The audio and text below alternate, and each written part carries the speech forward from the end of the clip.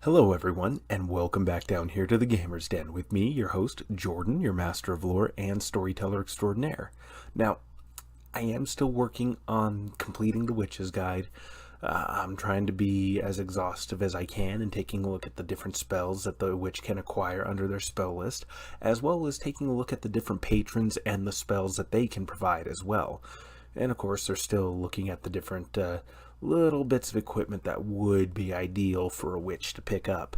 But that's all coming. In the meantime, in my own personal life, there's been finals, my little one's first birthday, and also getting ready for an upcoming wedding. So I've got a lot on my plate, but that said, I'm still trying to do the best I can to bring you quality content here on the Gamer's Den. So with that said, let's take a look at the next in the steps of alignments. We are taking a look at the neutral good character alignment. Now, neutral good.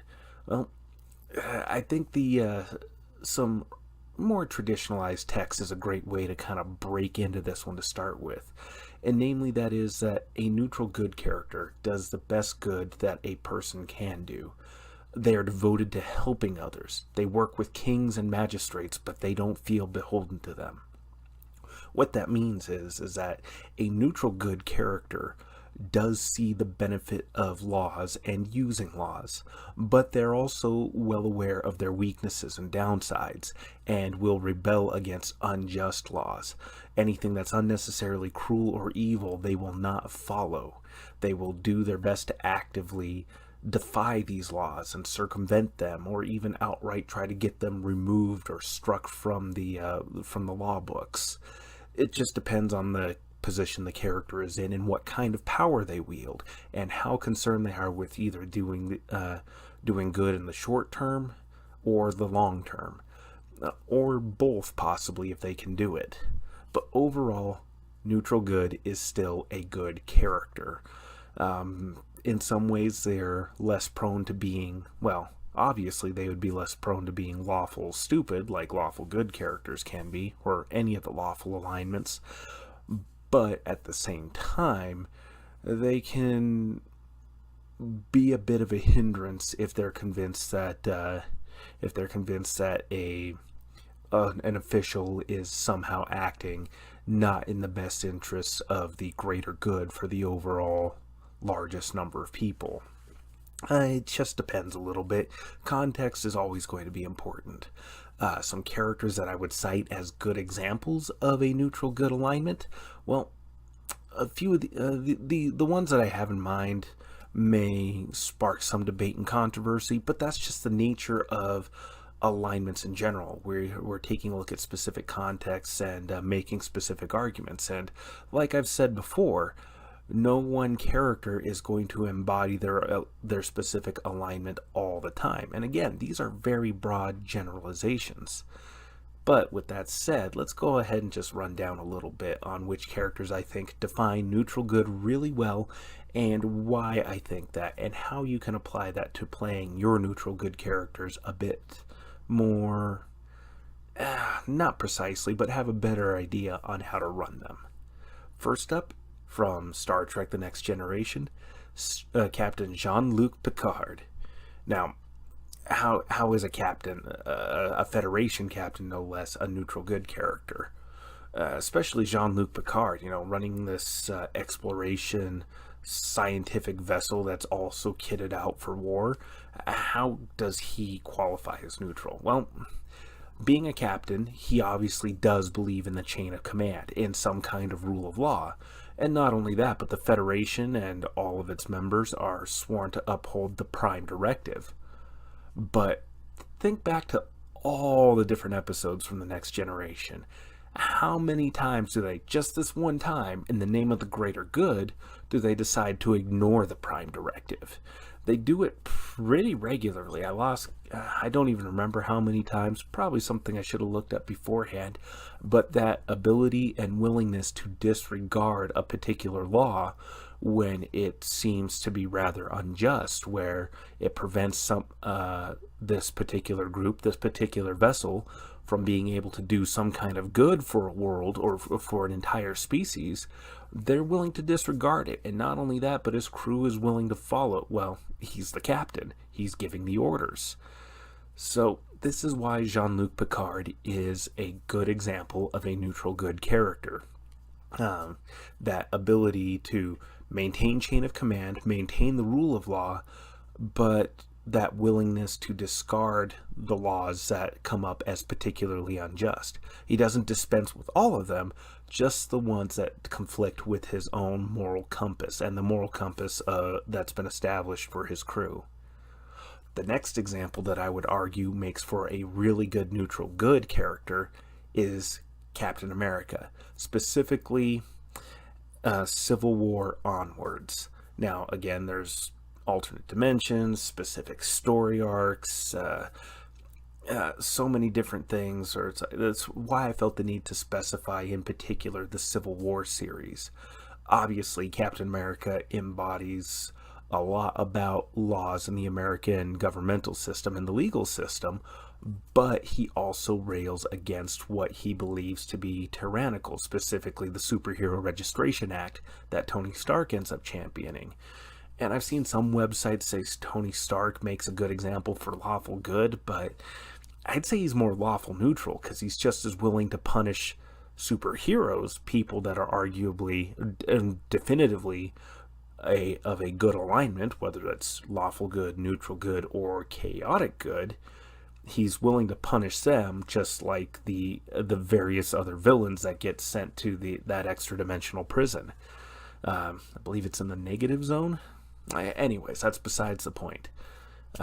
We'll get to those other alignments later. Captain America, and especially in this particular example, in this particular story, is neutral good, because while he wants to uphold the law and see justice done, he sees this as a massive degree of punishment. Not only punishment, but something that puts law-abiding heroes at work. Well, not even law-abiding heroes necessarily, just people who want to use their abilities and talents to do good, to make the world better and protect the innocent.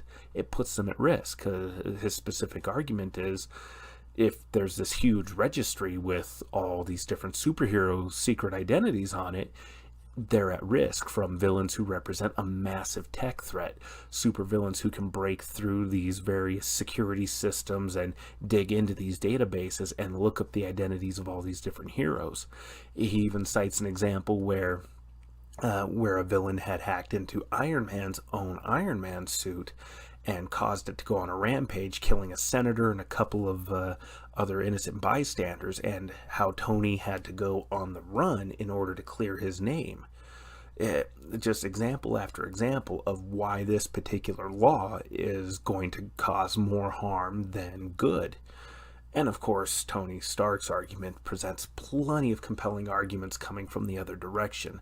It's part of what made that particular Civil War series so good. You could reasonably go for Team Cap or Team Stark and have plenty of justifiable arguments to stand upon. It's what makes for a really good, compelling Civil War story. But that's a subject for another time. Point being, this specific example of Captain America marks him as neutral good pretty well. And I'd say a lot of other examples would and do make him a neutral good character, specifically since he's all about upholding the American Constitution and, reads a lot on the Founding Fathers, being a well-educated historical and poetry major, or literary major. Captain America, has read a lot from the Founding Fathers, and one of the central tenets is, if the government becomes tyrannical, then it's up to the duty of every citizen of the United States to overthrow that government and see it restored to its proper place.